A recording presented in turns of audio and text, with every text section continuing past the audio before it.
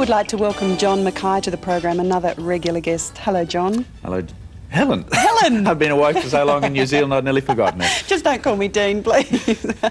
You've been with us for quite a few months now. Yes, we've been getting a tremendous response to every time we've asked folks to ring in or want a video, and you know, there's lots of people with questions out there about the Bible and creation. It's been really good to be able to help them.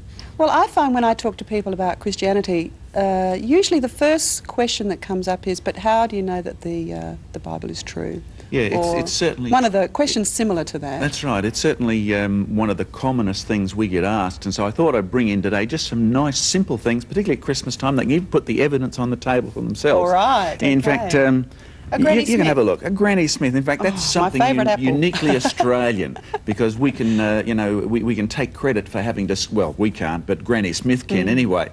It's fair dinkum Oz. Yes. And in fact, just to demonstrate how simple it is, truth is always simple, Helen, did you know that? Is. It really is. It's lies that get complicated. The Bible says that God created all things, and today in this world where we tend to think in terms of chance and accidents, people say, well, how can you know whether that's true?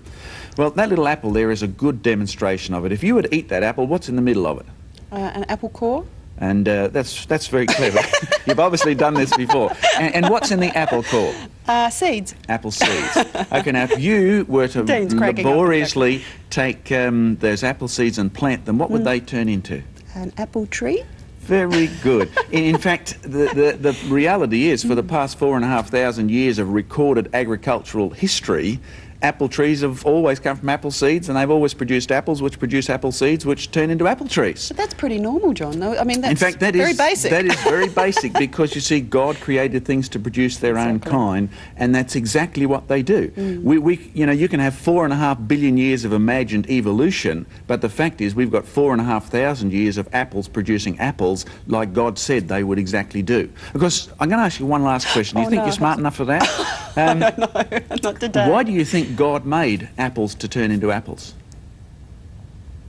I don't know. I mean, he could have done anything he liked. Yeah, well, why make it confusing for us? Well, it isn't confusing. It's just, that's exactly the point. The fact that apples can be relied on to turn into apples, God said he built into the creation the evidence of his nature. If apples only ever produce apples, then God is exactly like he says he is, the same yesterday, today, and forever. And that's the confident foundation we need, particularly in this world of turmoil. We need to know that God never changes. So why do we confuse the issue so much?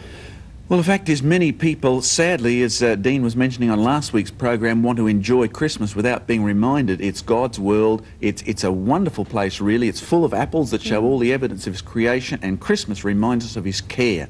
And because people don't want to be reminded that, they want to do their own thing.